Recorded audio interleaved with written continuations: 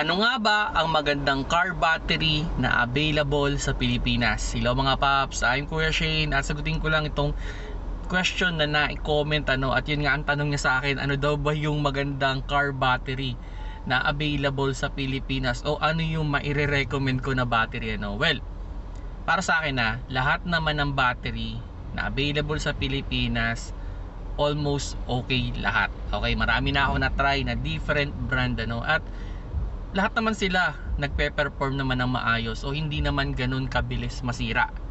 Okay? Pero magkakatalo na lang talaga sila sa after sale support at yung warranty. Kaya ito yung advice ko sa inyo mga paps Pag bibili kayo ng battery, as much as possible sana yung pinakamalapit na dealer sa bahay ninyo o dun sa mga along the way ninyo para in case na magkaroon ng problema o may nadidetect kayo na konting problema dun sa battery, pwede nyong ipa-check sa kanila at yun, makikita naman nila, meron naman mga scanner yan o yung device na pan-check ng battery kung kumusta yung health, so ma-check nila.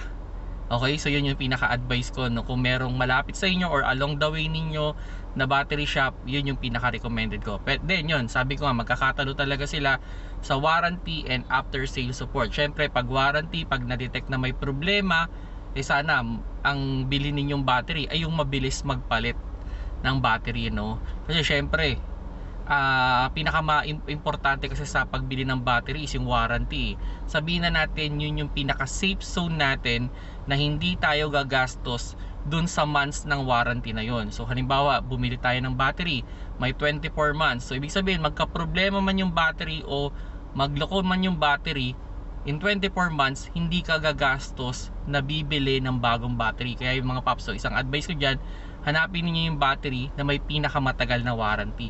Para at least, dun sa months na yon, kung ilang months man yung binibigay nilang warranty, siguradong wala kang gastos. Then yun, syempre, yung may magandang after sale support. So for example, kayo ay na-lowbat, pwede nyo kontakin yung dealer at siya yung mag-jumpstart sa inyo. Or pwede nyo rin kontakin yung kanilang hotline at sila yung magpapadala ng pinakamalapit na magja-jumpstart sa kotse ninyo. Kaya yung mga paps yan yung mga titignan ninyo mga paps yung mabilis mag-warranty at maganda yung after sale support. Like for example, sa akin yung binibilang ko ng battery, pag may na-detect akong konting problema yung battery, may mga pagkakataon na pinapahiram niya ako ng service battery at chine-check nila yung battery ko na may nakikita akong problema. Then kung nakita naman nilang walang problema, so ini-exchange ko lang. Then yun, pag may problema at kailangan i-warranty, mabilis ka usap, i-replace agad. Kung nakita naman nila na lobas dun sa kanilang device na bad na yung battery. So yun mga paps yun lang naman yung mga tips ko sa inyo. Lahat naman ng battery okay.